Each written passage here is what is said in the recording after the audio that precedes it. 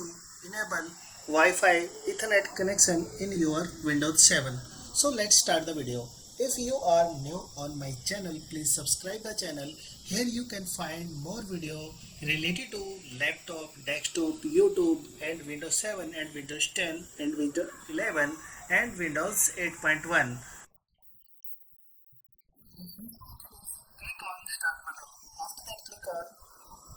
Right click on computer option and select here manage option. Device manager option. After that,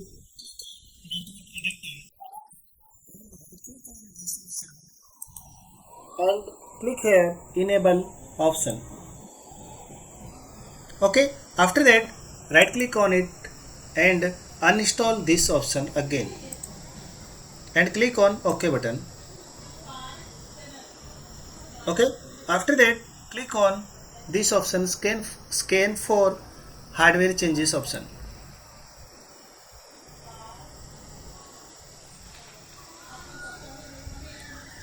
Okay, here your adapter get reinstalled again. Close it.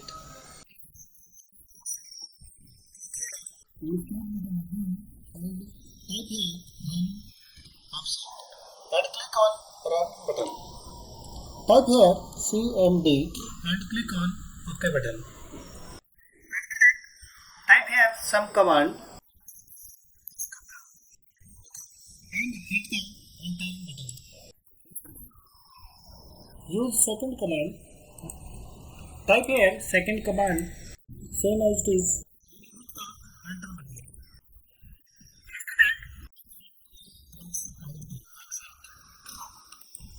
EXIT and hit the enter button. After that click here start button and type here run again and click on run action and type here ncpa.cpl. Okay, your wireless and local area connection is disabled. Here right click on it and enable it. If there is disabled,